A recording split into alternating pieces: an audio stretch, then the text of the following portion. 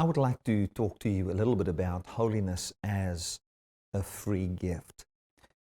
When we look at holiness, we have approached holiness from a law-based platform as well as what I would call a legal transaction platform, where we would use a system where we would say Jesus Christ came and he's actually writing his holiness behind my name, which to a certain degree is true. Yet that leaves a person at a place where you feel that you are not really holy as a person. Now let me just explain holiness. The word holy means to be set apart for a certain purpose. When something is set apart for a certain purpose, we declare that thing, according to the Greek, as holy. Like you would use, for instance, if I would say, this Bible is the Bible that is here in my studio, and it is set apart to be used here. So it's holy unto the use in our webcast. Now, in the very same way, we are holy unto the Lord through God that has determined that we should be to the praise of His glory when He would share His life with us. So that means that holiness is not something that we can attain unto or something attain unto by our own works, or holiness is not something that Christ had to pay for so that we can become holy in the eyes of God, because God has decided before time that we should, or what we wanted to do for us, or why He wanted us and what He wanted to accomplish in us. So we have always been in that place of holiness, and according to that definition of holiness, we can say that we have always been set apart, always been holy. The problem is that our holiness could not manifest. In other words, the purpose that God had for us could not manifest because of sin. Sin means to miss the mark or to miss the goal that God has for you. So God has set you apart for a certain purpose. So, and then He says, this person is holy unto me, living in Him and sharing my quality of life with Him. This person has been set apart for eternal life. And eternal life meaning living and not dying on account of my goodness and my quality of life in dwelling Him. That is what we've been set apart for. Now, when we don't believe in the truth of God, then we kind of, I don't know how to explain it, but we obstruct this manifestation. So what Christ came to do is, He came to bring forth a truth that we can have access, or that we can actually have the holiness that God has given us, that God has set us apart for, or the purpose or the end goal that we can have that manifest in our lives.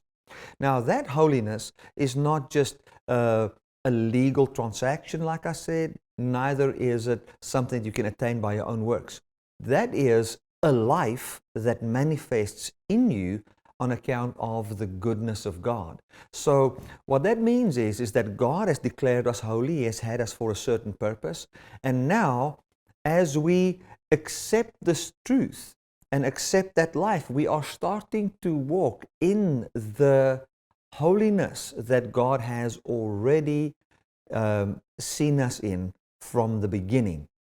This holiness then manifests by God's quality of life through what Christ has accomplished for us. So what that means is that when we believe in Jesus, Christ's Spirit that raised Him, or the Spirit that raised Christ from the dead, will also raise us up from the death we are in into a place where we are above sin and above death on account of Christ, where we are actually living in this holiness which God decided and which God brings us up into, which means that I can actually expect God to live a life in me that is set apart from the life of the world, where I can have expect a life by His doing, where I am full of love and peace and kindness and all those kind of things, when we see His purpose manifest in us.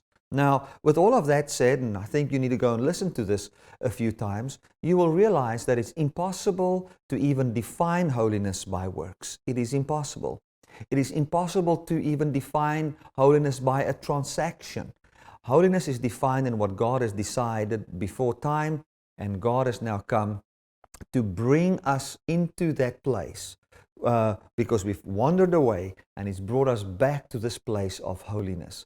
So I want you to know that even if you are watching this for the very first time and you're not even a Christian, I want to say to you that based on there are definitions that I can use in the Bible to declare that some people are holy and some are not and all of that.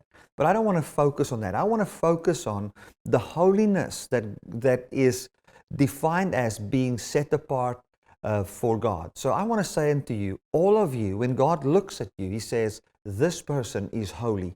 He is special. He is what I wanted from the beginning so that I can bring forth my dream in sharing my life with somebody forth in that person. So you are holy. You are different than animals. You're different than the things of this world. You are holy. When God sees you, He sees holiness. It's like when I see my child, or when you see a baby being born, you say, holy. This is holy. In the very same way, we are holy. And the holiness that God has, meaning the life of God, will manifest in us by the doing of God through Jesus Christ. And all that we need to do is believe that, trust God to bring that forth in your life, and rest in His integrity of character. God bless you.